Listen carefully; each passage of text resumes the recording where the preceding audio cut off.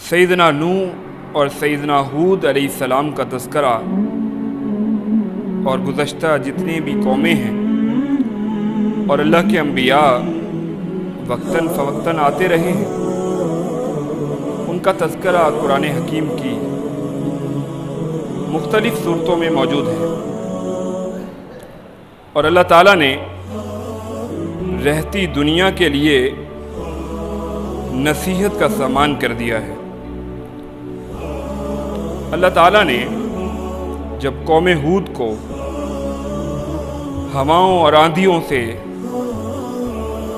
غرق کر دیا، ہلاک کر دیا، تو وقت گزرتے جو سیدنا ہود علیہ السلام پر ایمان لانے والے تھے، ان کی نسلوں میں پھر سے شرک شروع ہو گیا۔ شیطان نے ان کو بھی بہکا دیا، اور اللہ تعالیٰ کا ایک نیا پیغمبر آتا ہے زمین پہ، جن کا نام سیدنا صالح علیہ السلام ہے۔ جب یہ اپنی قوم کے پاس آتے ہیں تو اپنی قوم سے کہتے ہیں قال یا قوم اعبدوا اللہ ما لکم من الہ غیرہ، کہ اے میری قوم کے لوگوں، عبادت صرف اللہ کی کرو اور اس کے سوا تمہارا کوئی الہ نہیں ہے۔ قرآن میں جگہ جگہ ہر پیغمبر کی دعوت کا جو آغاز کا نقطہ ہوتا ہے، اللہ تعالیٰ نے بیان کیا ہے۔ جہاں ایک پیغمبر اپنی قوم کو عبادت کے بارے میں بتلاتے ہیں کہ عبادت صرف ایک اللہ کا حق ہے، ساتھ یہ بھی بتاتے ہیں کہ الہ بھی ایک ہی ہے۔ کسی کو الہ ماننا اور معبود ماننا یہ دونوں الگ الگ چیزیں ہیں۔ معبود تو وہ ہوتا ہے جس کی عبادت کی جائے۔ آج جب ہم ان قبر کے پجاریوں سے کہتے ہیں کہ عبادت تو اکیلے اللہ کا حق ہے، تو یہ آگے سے جواب یہی دیتے ہیں کہ ہم نے ان کو اپنا معبود تو نہیں بنا رکھا، مانتے یہ بھی نہیں ہیں کہ ہم نے الہ بنا رکھا ہے۔ اگرچہ قرآن حکیم کی روح سے الہ وہ ہے جو مشکل کو دور کر سکتا ہے، جو مصیبت کو ٹال سکتا ہے، کسی کی ذلت کو عزت میں بدل سکتا ہے، کسی کی بیماری کو تندرستی میں، شفا میں تبدیل کر سکتا ہے۔ یہ نقطہ سمجھنا بہت ضروری ہے۔ سیدنا صالح علیہ السلام کی دعوت بھی یہ ہے، سیدنا ہود علیہ السلام کی دعوت بھی یہ ہے، اور سیدنا نوح علیہ السلام کی دعوت بھی یہی تھی۔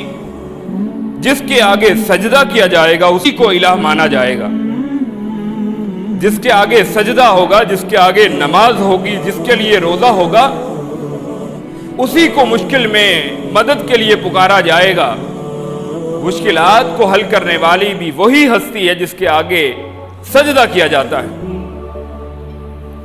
نہ سجدے کے لائق رب کے سوا کوئی اور ہستی ہے، نہ کسی کی مشکلات کو دور کرنے والی کوئی اور ہستی ہے۔ لیکن قوم نے گزشتہ اقوام کی ذرا کیا کہا تھا کہ اے صالح، ہمیں تو تیری بات پہ کوئی یقین نہیں ہے، ہم تیری بات پہ کیسے یقین کر لیں؟ اور کہنے لگے قد کنت فینا مرجوا قبل ھذا، صالح ہمیں تو تیرے سے بہت امیدیں تھیں کہ تو بھی مزاروں پہ جا کے لنگر تقسیم کرے گا،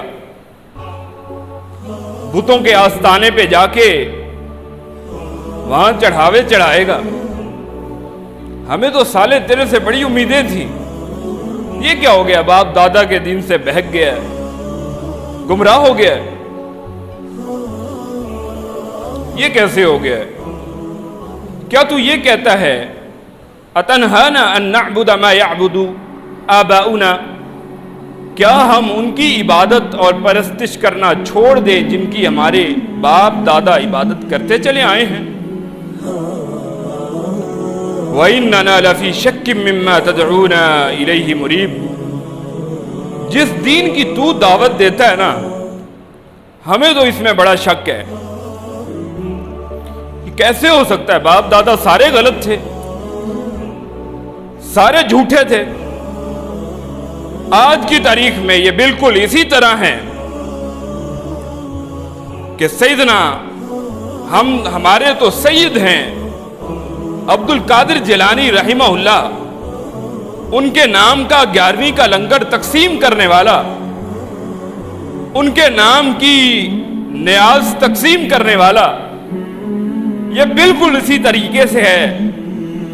11ویں کے چاول آئیں، حلوہ تقسیم ہو، لوگ 11ویں کے حلوے کو کھا رہے ہوں، وہاں ایک شخص کھڑا ہو کے غنیت الطالبین اٹھا کے کھڑا ہو جائے اور لوگوں کو بتائے کہ جس غوث کی تم 11ویں کھا رہے ہو، اس غوث نے تقلید کو شرک قرار دیا ہے۔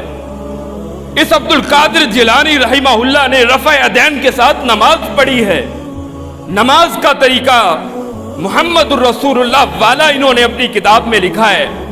تو کیا خیال ہے وہاں جو مولوی بیٹھا ہوگا اس کے لیے جو 11ویں کے چاول ہے، لنگر ہے، حلوہ ہے، حرام نہیں ہو جائے گا؟ اس کی رات کی نیند حرام نہیں ہو جائے گی جب اس کے سامنے اس کے منہ پہ تماچا دے کے مارا جائے گا کہ غنیت الطالبین اٹھا، جس غوث کو تو غوث اعظم سمجھتا ہے، تیرا اللہ غوث ہے، غوث اعظم عبد القادر جیلانی ہے، جس کے نام کی ساری زندگی نیازیں لنگر تقسیم کرتا رہا ہے۔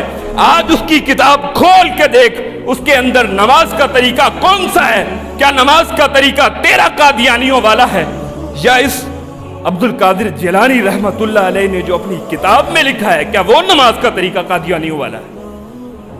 آج کوئی رفع دین شروع کرتا ہے، سب سے پہلا تانا کیا ملتا ہے؟ اے جی قادیانی ہو جائے گا۔ کیوں قادیانی ہو جائے گا؟ جس کے نام کو تم نے لے کے مسجد کے باہر وَأَنَّ الْمَسَاجِدَ لِلَّهِ فَلَا تَدْعُوا مَعَ اللَّهِ أَحَدًا، رب قرآن میں کہتا ہے مسجد اللہ کا گھر ہے، مسجد کے اندر کسی کے نام کا آوازہ نہیں لگانا۔ تم نے مساجد کے نام نوری غوثیہ، چشتیہ، قادریہ، سہروردیہ، مساجد کے نام تم نے اپنی مرضی بزرگوں کے نام پہ رکھے ہیں، جس غوث کے نام کے تم نے مساجد کے نام رکھے ہیں۔ کیا اتنی جرت ہے اس عبد القادر جیلانی کی کتاب سے نماز کا طریقہ لوگوں کو پڑھ کے سنا دو؟ ہے اتنی اخلاقی جرت؟ سیدنا صالح علیہ السلام جب قوم کا رد کر رہے ہیں، قوم کے لوگ یہی کہہ رہے ہیں، اے صالح ہمیں تو تجھ سے بڑی امیدیں تھی، ہم تو یہ سمجھتے تھے مدار پہ گدی سنبھالے گا، تجھے توحید کی سمجھ کہاں سے لگ گئی ہے؟ یا قوم ارائیتم ان کنت علی بینۃ من ربی، صالح علیہ السلام کا تحمل دیکھیے، کیا کہنے لگے؟ اے میری قوم کے لوگوں، اگر میں رب کی طرف سے واضح دلیل پر ہوا، وَآتَانِي مِنْهُ رَحْمَةً، اور اللہ نے مجھے واقعی رحمت، شریعت، نبوت عطا کی ہے، رسالت کے منصب سے مجھے نوازا ہے، فَمَنْ يَنْصُرُنِي مِنَ اللَّهِ إِنْ عَصَيْتُهُ، میں تمہارے کہنے پہ اپنی دعوت روک دوں، میں تمہارے سامنے حق بیان نہ کروں، اپنی جان کی پرواہ میں کر لوں، مجھے بتاؤ مجھے رب سے فَمَنْ يَنْصُرُنِي مِنَ اللَّهِ إِنْ عَصَيْتُ۔ صالح علیہ السلام کہتے ہیں، اے میری قوم کے لوگوں، میں نرم نہیں پڑھ سکتا، میری مجبوری ہے، میں نرم نہیں پڑھ سکتا۔ اگر رب نے مجھے حکم دیا ہے کھری توحید بیان کرنی ہے، کوئی ناراض ہوتا ہے ہو جائے، کوئی اٹھ کے جاتا ہے دفع ہو جائے، رب کی توحید جسے ہضم نہیں ہے میری طرف سے بھاڑ میں جائے۔ صالح علیہ السلام ڈنکے کی چوٹ پہ توحید بیان کرتے ہیں اور کہتے ہیں ذرا بتاؤ تو صحیح، اگر میں نے رب کی توحید کا آوازہ بلند کرنا چھوڑ دیا تمہارے کہنے سے، مجھے رب کے عذاب سے کون بچائے گا؟ فَمَنْ يَنْصُرُنِي مِنَ اللَّهِ إِنْ عَصَيْتُ، رب کی نافرمانی لوگوں کو خوش کرنے کے لیے چھوڑ دوں، رب کا حکم، لوگ مجھے ہنس کے ملتے ہیں، جس دن میں نے توحید بیان کی لوگ تو کنارہ اختیار کر کے دفع ہو جائیں گے۔ کیوں پرواہ کروں لوگوں کی؟ کس لیے؟ فما تزیدوننی غیر تقصیر۔ اب قوم والے بڑے ضدی تھے۔ یہ دھرتی پہ پہلی قوم ہے جس نے اپنے پیغمبر سے نبوت کی دلیل مانگی تھی۔ سالے اگر اللہ کا پیغمبر ہے کوئی نشانی لے کر آ، اس نشانی کو دیکھ کے ہم تیرے اوپر ایمان لے کر آ جائیں۔ اور نشانی کیا آئی تھی؟ ایک پہاڑ نے اونٹنی کو باہر نکالا، ایک چٹان رب کے حکم سے پھٹتی ہے، 10 ماہ کی حاملہ اونٹنی باہر آتی ہے۔ اتنی بڑی دلیل آ گئی ہے، لیکن جس نے نہیں ماننا اس نے نہیں ماننا۔ رب قرآن میں کیا کہتا ہے؟ 8واں پارہ اور اس کی پہلی آیت ذرا پڑھیے تو صحیح۔ اللہ تعالیٰ کیا کہتے ہیں؟ وَلَوْ أَنَّنَا نَزَّلْنَا إِلَيْهِمُ الْمَلَائِكَةَ، اگر ہم ان پر اپنے فرشتے بھی نازل کر دیں، وَكَلَّمَهُمُ الْمَوْتَى، اور ان سے آ کر بات کرنے لگ جائیں رب کے فرشتے، تو کیا خیال ہے بات مان لیں گے؟ وَحَشَرْنَا عَلَيْهِمْ كُلَّ شَيْءٍ قُبُولًا، حشر کا میدان بھی سامنے آ جائے، جنہیں گل نہیں مننی انہیں نہیں مننی، جو مرضی کر لے۔ نرم لہجہ اختیار کر کے بھی دیکھ لیجئے، سخت لہجہ بھی اختیار کر کے دیکھ لیجئے، جن کے دلوں پہ ٹھپا لگ چکا ہے۔ رب قرآن میں کہتا ہے وَلَوْ أَنَّنَا نَزَّلْنَا إِلَيْهِمُ الْمَلَائِكَةَ، اگر فرشتے نازل ہو جائیں آسمان سے، وَكَلَّمَهُمُ الْمَوْتَى، مردے دفن شدہ اپنی قبر سے نکل کے بتائیں میرے ساتھ یہ ماجرا ہو چکا ہے، تو نماز شروع کر لے 5 وقت کی۔ کیا خیال ہے بے نمازی نمازی بن جائیں گے؟ ہدایت تو رب کے اختیار میں ہے۔ مَا كَانُوا لِيُؤْمِنُوا إِلَّا أَن يَشَاءَ اللَّهُ، اگر اللہ چاہے تبھی ہدایت لائیں گے، نہ چاہے تو ہدایت نہیں لا سکتے، ایمان نہیں لا سکتے۔ اگرچہ قبر سے مردے زندہ ہو کے بتائیں مجھے چھتر پڑ گئے ہیں، مجھے عذاب ہو رہا ہے، نہیں چھوڑیں گے رشوت لینا، نہیں توبہ کریں گے سود سے، نہیں جوئے سے توبہ کریں گے، شراب پیتے ہیں تو پیتے چلے جائیں گے۔ کیوں؟ کیونکہ دل کے اوپر مہر لگ چکی ہے۔ یہی حال تھا یہ قوم سمود، سیدنا صالح علیہ السلام کی قوم ہے۔ کہنے لگے سیدنا صالح علیہ السلام وَيَا قَوْمِ هَذِهِ نَاقَةُ اللَّهِ لَكُمْ آیَةٌ، یہ تو رب کی اونٹنی ہے، اللہ کی اونٹنی ہے۔ ادھر صرف یہ سوال بڑا اہم ہے کہ صالح علیہ السلام کی اونٹنی جنت میں جائے گی کہ نہیں جائے گی؟ کمال ہے ویسے۔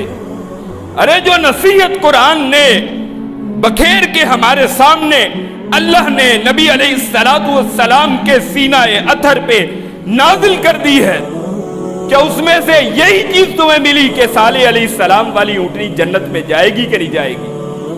قوم کی بغاوت تو دیکھیے۔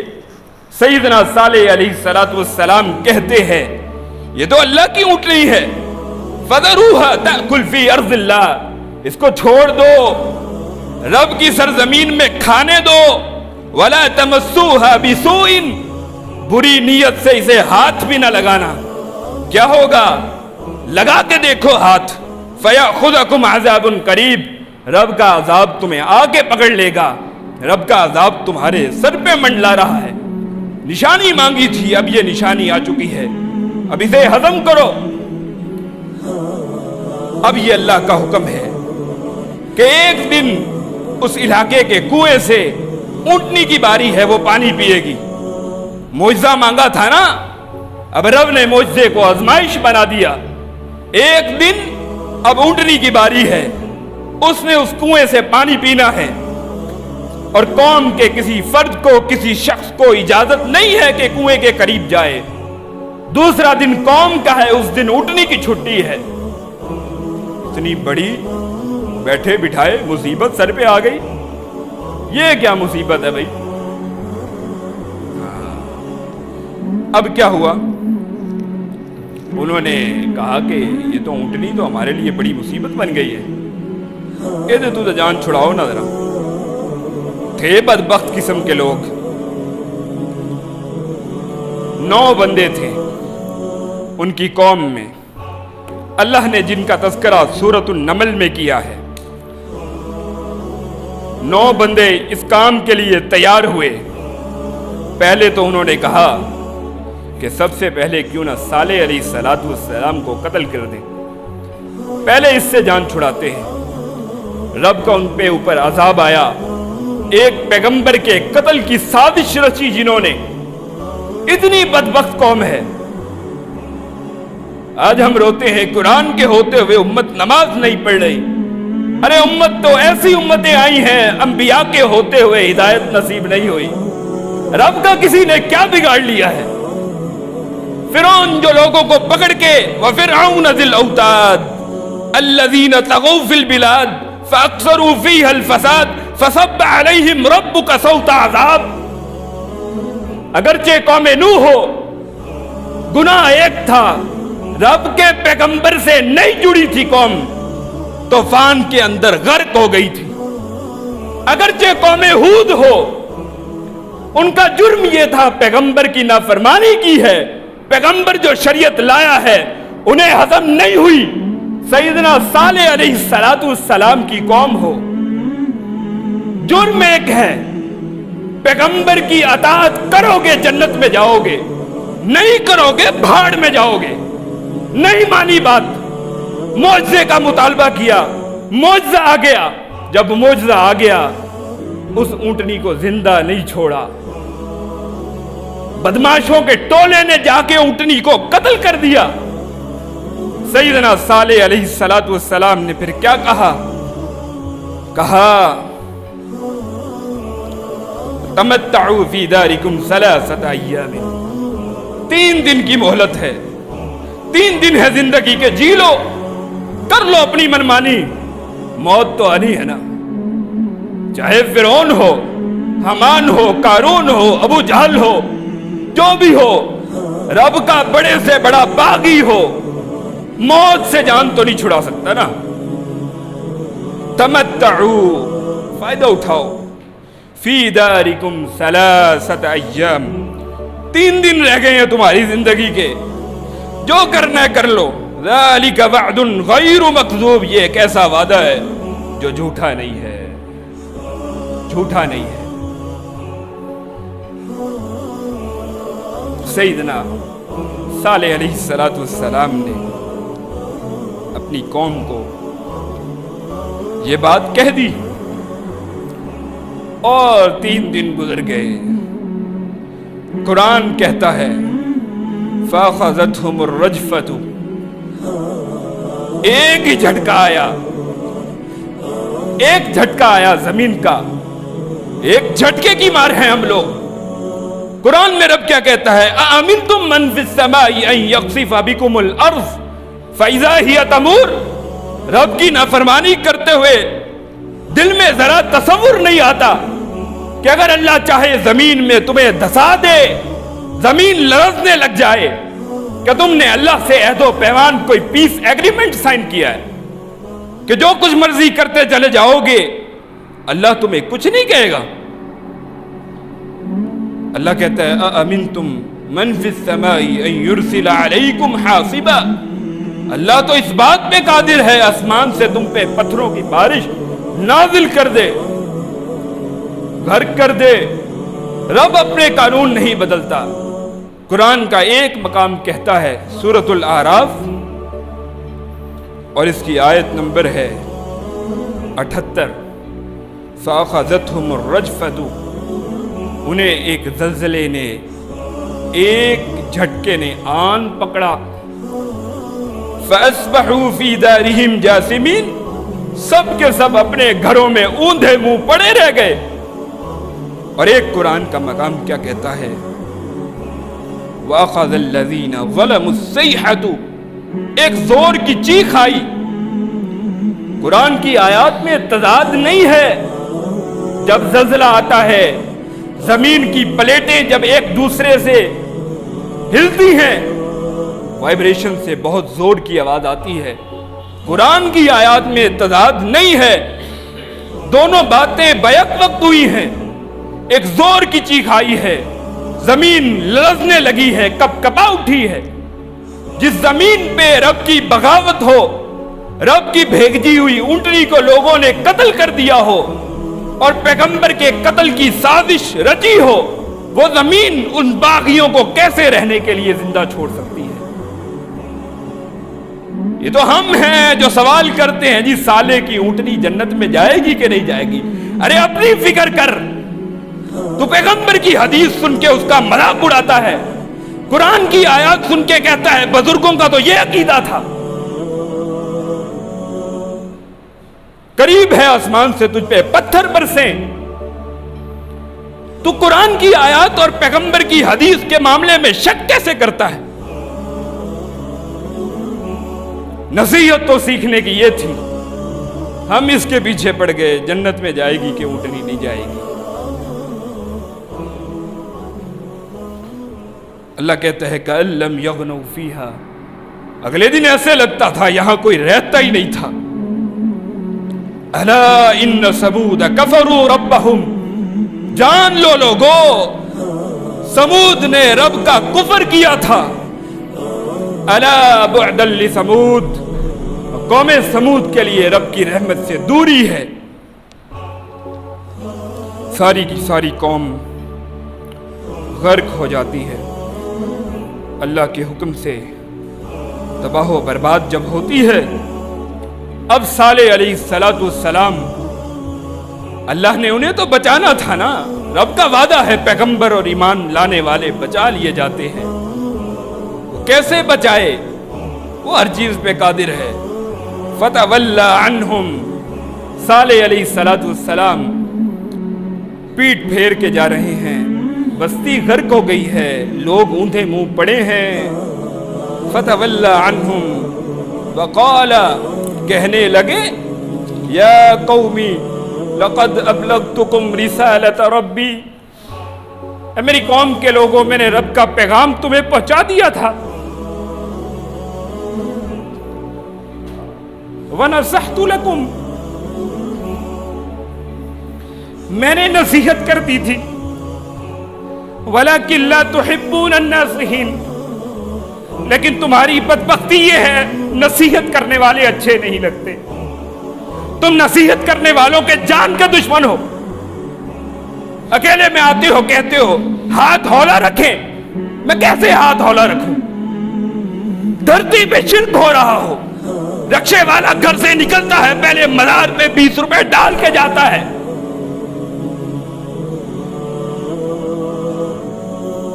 وَلَكِنْ لَا تُحِبُّونَ النَّاصِحِينَ، تمہیں نصیحت کرنے والے اچھے نہیں لگے. یہاں لوگ جھگڑتے ہیں. بخاری کی حدیث ہے، مردے قبر میں کیسے سنتے ہیں؟ کیسے سنتے ہیں؟